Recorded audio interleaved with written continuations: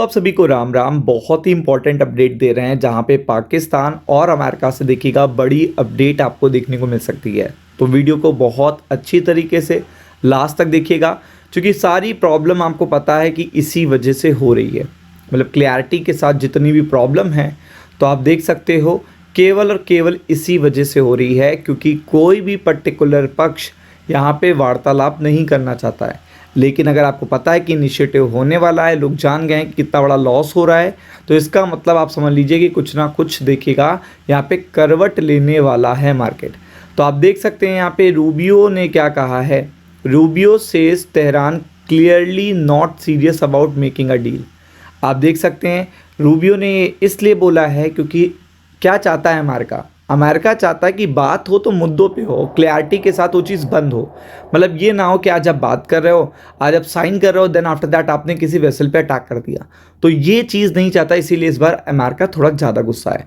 But the thing is Rubio ने ये कहीं नहीं कहा है कि हम बात नहीं करना चाहते हैं। अभी मैं आगे आपको दिखाता हूँ कि कैसे उन्होंने ये बात कहने के बाद कह दिया है कि हम बात करना चाहते हैं और इवन देखिएगा इस पर्टिकुलर वॉर को एंड भी करना चाहते हैं।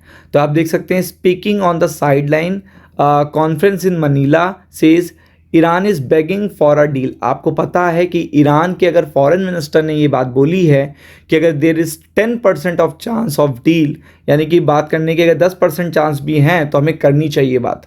तो आप समझ लो, ये तो आप इस बार देखिएगा ईरान ने सामने आके क्यों बोली। ऐसे केवल ट्रम्प बोल देते थे तो लोग मानते नहीं थे कि ईरान तो ऐसा नहीं कह रहा, लेकिन इस बार ट्रम्प बोल ही नहीं रहे हैं कि आप बात करना चाहो या ना करना चाहो, इट डजेंट मैटर। तो इस बार ईरान ने ये बात सामने आके बोली है कि हाँ, आप अगर 10% का भी चांस है तो आप बात करो। तो इस बार ये बात बिल्कुल सही बैठ रही है, बिल्कुल सही बैठ रही है कि Iran is begging for a deal. और ईरान जानता है कि अगर 1 महीना सही से अमेरिका ने लड़ लिया तो ईरान नाम का देश था हो जाएगा, है से था हो जाएगा। तो आप देख सकते हैं they need to come to their senses.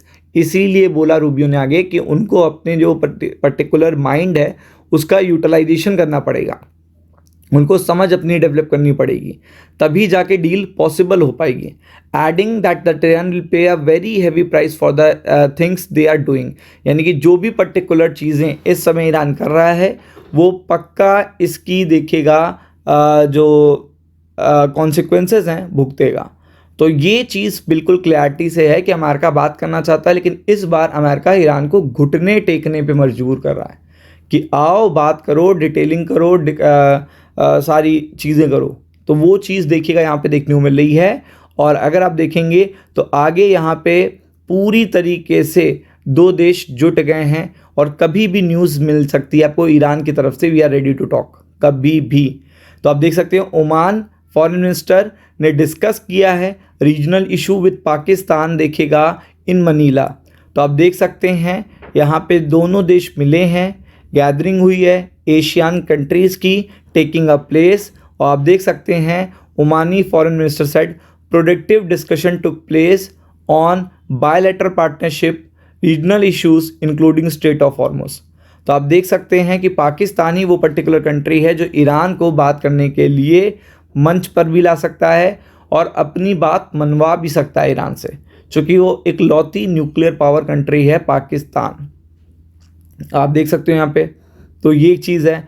आगे देख सकते हैं ना separate comment the ministry the 2 sides exchange views on a number of regional international issues, common interest, consultation, coordination. आप देख सकते हो यहाँ पे सब कुछ देखने को मिल रहा है। और पाकिस्तान के पीएम ने अगर कंडेम कर दिए कोई बात, तो आप ये समझ लो कि वो ईरान के इस पर्टिकुलर रवैये से खुश नहीं है। तो आपको ये भी दिखा देता हूँ कि कितनी जल्दी आपको देखिएगा एक सिग्नल मिलने वाला है। तो हूतीज़ ने देखिएगा अटैक किया है सऊदी शिप्स पे, और आपको पता है ये चीज़ है रेड सी की। रेड सी में टेंशन बढ़ेगी तो टेंशन बहुत ज़्यादा बाहर चली जाएगी। सऊदी अरब अगर इसमें एक्टिव हो गया तो चीज़ें बिल्कुल डिफरेंट मैनर में चली जाएंगी। तो पाकिस्तान के प्राइम मिनिस्टर ने इसको पूरी तरीके से क्लियरिटी दी है कि ये चीज़ माननीय नहीं है।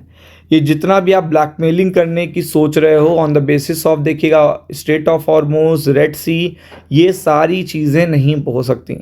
ये सारी चीज़ें बिल्कुल गलत हैं। और आपको पता है कि अगर पीछे हाथ खींच लिया पाकिस्तान ने भी ईरान के से, तो आप ये समझ लेना कि चीज़ें बहुत बिगड़ जाएंगी, ईरान को ये पता है। तो उनके पास कोई भी ऐसा बंदा नहीं रहेगा जो बात करा पाए, तो इसलिए वो ईरान इनकी बात मानेगा। तो इसलिए गुड न्यूज़ है, फोकस करिएगा। राम राम।